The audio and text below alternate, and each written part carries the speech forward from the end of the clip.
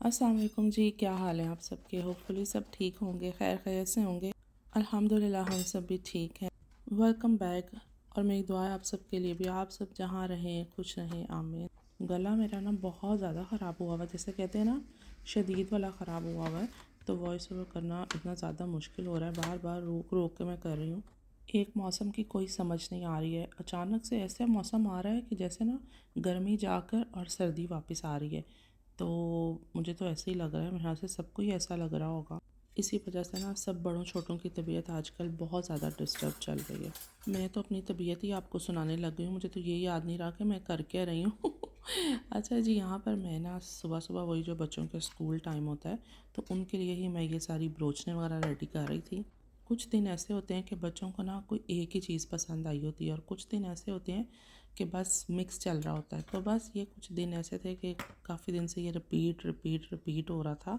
तो बहरहाल यहाँ पे दोबारा से जो है ना लॉन्ग वीकेंड आने वाला है, तो मैं बच्चों से यही कहती, मैंने कहा इतने में ना मैं कुछ सोच लूँगी इस वीकेंड को कि आपको नेक्स्ट वीक में मैं क्या दूँगी ना। अच्छा, एक और चीज़ आजकल ना बड़ा रौला बना हुआ है, पता नहीं ईद कोई कह रहा है 6 को है, कोई कह रहा है 7 को है। तो मुझे कमेंट्स में आपने ज़रूर बताना है कि जर्मनी में ईद किस दिन है ना। वैसे तो कंफर्म हो जाएगा, यहाँ पे आहिल छः साहब सात जा को रहे हैं रौला बना हुआ स्कूल। है। ये ट्रॉली देख के कोई कहेगा कि आहिल स्कूल जा रहा है, लेकिन आज स्कूल में कुछ ऐसे कई सीन है। कल डे इस तरह का था कि हर बच्चे ने अपनी कंट्री का फ्लैग लेके आना था, लेकिन आज ये था कि स्कूल बैग्स नहीं चाहिए वहाँ पर, कुछ मतलब शिशकी करने थे इन्होंने। तो बहरहाल जी आहिल ट्रॉली लेके जा रहा है, और भी बच्चों ने ट्रॉलीज लेके आनी जी है। जी, हमारी पूरी क्लास लेके अच्छा, आएगी इनकी अपने पूरी क्लास ट्रॉली लेके आएगी, ठीक है। और मेन फिर ट्रॉली भी कोई कंपार्टमेंट। छोटी मोटी नहीं, एक्स्ट्रा बड़े साइज़ की। और नॉर्मली मैं आहिल को खाना पीना दे रही होती ना, तो आहिल साहब नखरे कर रहे होते हैं कि ये भी नहीं खाना तो वो भी नहीं खाना। आज क्योंकि आज पढ़ना नहीं है ना बच्चों ने, तो आज सिर्फ उन्होंने अय्याशी करनी है। तो ये माशाल्लाह आहिल का खाना पीना है। मेरे हाथ से साथ अपने फ्रेंड का भी रखा हुआ है। नहीं नहीं, ओके, तो बस ये सीन है जी आज स्कूल का। फिर इस तरह से, और छुट्टी कितने बजे होगी आपकी? नॉर्मल टाइम पे नॉर्मल 15 टाइम पे। 15 15 ओके, ये भी ठीक है, पूरा दिन। वैसे मैं हैरान हूँ आप लोग इस ट्रॉली को हैंडल कैसे करोगे आहिल। ये मैं स्कूल क्लास में रख दूंगा बस। चलो ठीक पीछे है फिर, क्लास के लिए मैं पीछे बैठा होता हूँ इसलिए। ये भी ठीक हो गया बस।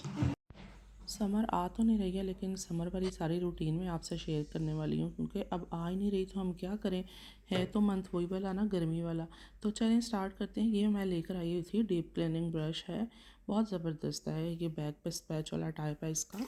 एक्शन से लेके आई हुई थी काफ़ी टाइम से। तो ऐसे ही मैंने टॉयलेट के कैबिनेट को नीट किया, तो बीच में से ये भी नज़र आ गया ना। मैंने कहा ये कहाँ छुपा रह गया था। खैर मैंने सिर्फ का अपना फ़ेस वॉश इसके साथ जो है ना ब्रश पे लगा के, और उसके साथ अच्छी तरह फेस को मतलब रगड़ के साफ़ किया। और ये सॉफ्ट वाली ब्रश है ना, सबसे पहले तो फेस वॉश कर लिया। तो कुछ अपने ऊपर भी वही फोकस करना चाहिए, सारा टाइम किचन को नहीं देना चाहिए, क्योंकि हमारा टाइम ही किचन में गुजर रहा होता है। फिर थोड़ा सी सेल्फ़ केयर भी होनी चाहिए। और फिर इसके बाद ये जो मैं हेयर मास्क बना रही हूँ ना, एक ऐसा मास्क है कि बस आप लोग मुझे दुआएं देंगे, ठीक है। एलोवेरा जेल मैंने ली है, आप फ्रेश भी ले सकते हैं, ठीक है। मेरे पास ये मस्टर्ड ऑयल और कैस्टर ऑयल दोनों मिक्स हैं, क्योंकि ये दोनों बहुत अच्छे होते हैं आपकी हेयर ग्रोथ के लिए, हेयर फॉल के लिए। तो इन दोनों को मैंने अच्छे से मिक्स कर लिया। आप एक चीज़ भी ले सकते हैं एलोवेरा जेल में, ओनली कैस्टर ऑयल भी ले सकते हैं, या आप कोकोनट ऑयल डाल लें, या आप मस्टर्ड ऑयल डाल लें, ठीक है।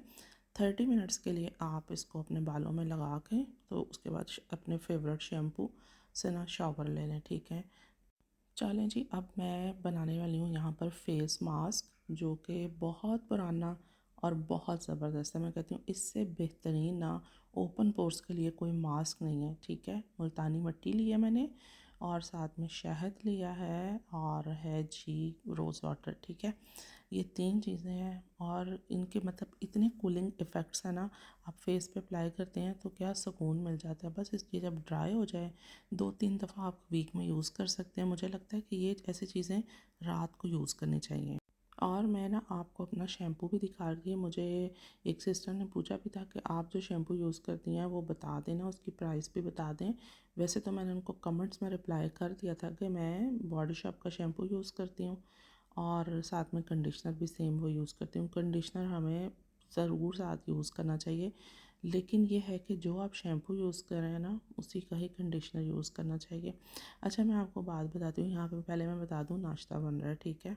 तो मैं बहुत कोशिश करती हूँ मैं कोई शैम्पू चेंज कर लूँ, होता है ना चेंज कर कर के आप देखें, लेकिन मैं चेंज नहीं कर सकती हूँ। शैम्पू मेरा एक ही है, तकरीबन 7 ईयर्स से मैं यही वाला शैम्पू यूज़ कर रही हूँ। अगर मैंने कोशिश की है ना सेंटर में डंडी मारने की, तो वो फिर मुझे डंडा पड़ जाता होता है अच्छा खासा, क्योंकि मेरे सर में इतनी डैंड्रफ बढ़ जाती है, इतनी ज़्यादा हेयर फॉल बढ़ जाता है।